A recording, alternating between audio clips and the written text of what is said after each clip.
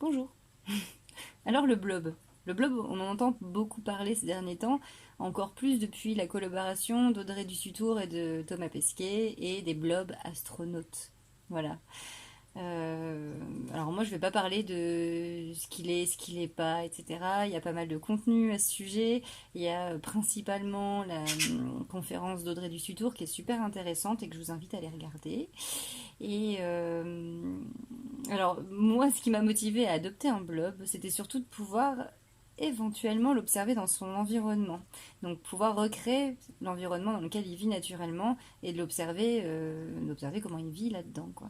Donc la question que je me suis posée, c'est est-ce qu'on peut avoir un blob dans un terrarium? Je me suis déjà renseignée sur sa façon de vivre. Donc moi, j'ai commandé mes blobs chez Blob Shop, j'ai pris des blobs australiens. Ça va aimer vivre dans les sous-bois, la chaleur, l'humidité et surtout à l'abri de la lumière. Ça craint vraiment la lumière.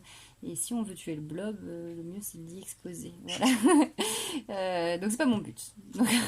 Donc on va essayer de recréer du coup cet environnement-là. Pour ça, j'ai déjà choisi un contenant. Donc j'ai choisi un tout petit terrarium. Voilà. Un petit terrarium comme ça. J'ai mis en substrat du houmous de coco. L'avantage du houmous de coco, alors ça se présente comme ça. C'est une espèce de brique en fait compacte. Et on l'humidifie pour obtenir du coup un bon volume de houmous. Et j'ai choisi ce substrat parce que déjà ça a un pH entre 5 et 6 et il faut savoir que du coup ça évite les moisissures, ce qui est super important en terrarium, en tout cas en milieu humide. Et c'est aussi pour son fort pouvoir de rétention d'eau et ça permet de maintenir justement suffisamment d'humidité dans ton terrarium et du coup d'éviter d'être à sec trop vite. J'ai rajouté aussi de la mousse. Ça c'est pareil, c'est pour limiter l'évaporation au maximum et de conserver un milieu humide et en même temps c'est ce qu'on trouve dans la forêt naturellement. Voilà. Donc j'ai voulu reproduire ça. J'ai également mis un bout de liège. Pareil, j'espère que ça va faire un bon support à blob. J'espère qu'il s'y installera. Voilà. Et que je pourrai le regarder dessus. Et ça on verra. Alors au niveau température, il faut savoir que là je suis dans le sud de la France, on est dans une période de l'année où il fait chaud, il n'y a pas besoin de chauffer du coup le terrarium, je pense qu'on est aux alentours de 25-26 degrés, ça a l'air d'être une température qui convient bien au blob. Donc peut-être que si on est dans des saisons plus froides, rajouter une petite plaque chauffante sur thermostat à 25-26 peut être intéressant, ça permet d'avoir un vrai chaud humide, voilà, un vrai milieu chaud humide, et qui peut être, je pense, bien toléré par le blob. Voilà. Donc tout est prêt. Il est temps d'installer Thomas dans ses nouveaux appartements. Alors Thomas, c'est pas pour Thomas Pesquet. C'est juste que ma nièce suit les aventures du blob depuis la semaine dernière, qu'elle le fait de façon très assidue et pour rire, j'ai décidé d'appeler le blob par le prénom de son maître d'école. Voilà, juste pour la faire rigoler. C'est une private joke. Thomas, voilà, il est sur la totalité de sa gélose. Il est partout dans la boîte de pétri. Et comme je l'aime bien, j'ai pas du tout envie de le couper en petits bouts. J'ai décidé de transférer telle quelle la gélose. C'est-à-dire que j'ai juste prélevé la gélose et je l'ai posée dans le terrarium avec Thomas dessus.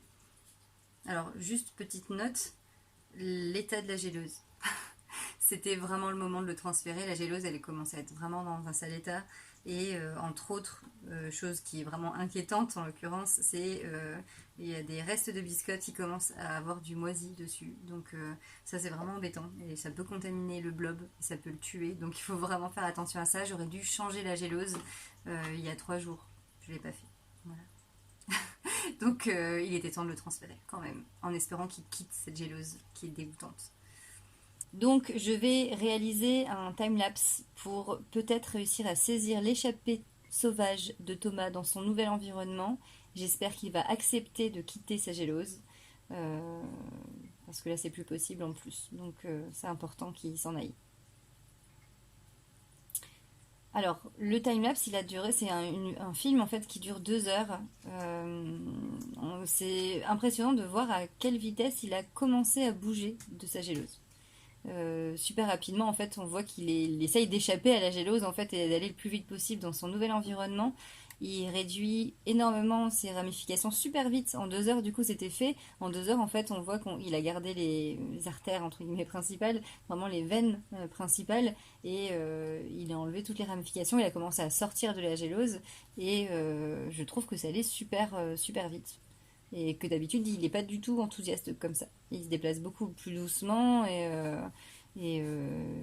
ouais, non, là, son but était vraiment, j'ai l'impression, d'explorer son, enfin, en tout cas, de sortir, d'aller dans son nouvel environnement. Donc, après plusieurs heures, Thomas, il a fini de déménager. Juste, il y a un tout petit segment de gélose qui reste avec un petit bout de lui que j'ai découpé. J'ai viré la gélose qui était dans un état horrible. Ce qui est drôle à observer aussi, c'est que on voit qu'il y a encore du jaune autour de la vieille biscotte moisie. Comme s'il restait du bout de blob dans cette zone-là.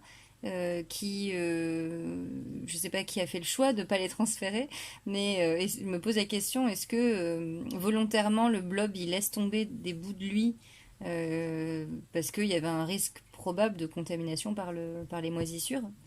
Donc je m'interroge sur ça. Deuxième observation, c'est il s'est diffusé dans plusieurs directions, mais il allait droit sur le flacon d'avoine que j'avais mis en haut de la mousse. Et il a dû faire l'escalade pour l'atteindre. Il y avait plusieurs niveaux et ça lui a pas fait peur. Il y allait directement.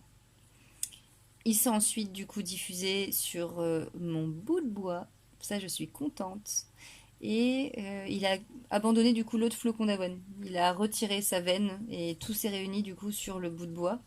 Et autre fait encore qui m'impressionne toujours, même si je le sais, il perçoit quand même sa nourriture. Je ne sais, grâce à des capteurs, j'ai pas encore, j'ai pas tout bien vu. Mais il a repéré un flocon d'avoine qui était tombé du coup en dessous du tronc. Et ça, ça m'impressionne. Il a tout de suite lancé une de ses ramifications à l'assaut du flocon isolé et je trouve ça fou. Je trouve ça fou. Voilà, Thomas a l'air d'être satisfait de ses nouveaux locaux. J'espère qu'il s'y plaira sur du long terme. J'espère qu'il va pas mourir et que ça va bien se passer. Moi, je vais continuer de brumiser pour humidifier du coup le terrarium tous les jours. Et en tout cas à la demande, sans le noyer, hein, évidemment. Euh, il avait l'air en tout cas ultra motivé à sortir de sa gélose. Et ça, c'était impressionnant de voir à quelle vitesse il a réagi, qu'il a compris qu'il était dans un nouvel environnement, potentiellement un environnement plus favorable. Je ne sais pas si c'est à cause du taux d'humidité ou d'odeur qui se dégage des matières naturelles. Mais c'était surprenant de le voir effectivement foncer comme ça en dehors parce qu'on sentait vraiment que son but était de quitter la gélose et de trouver rapidement le nouvel environnement qui, j'espère, lui conviendra. J'espère que la vidéo vous a plu. Peut-être que vous allez vous aussi installer votre blob en terrarium, je vous le souhaite. C'est vraiment sympa à voir. Et puis voilà, je vous souhaite plein de bonnes choses dans vos réalisations. Et puis à la prochaine.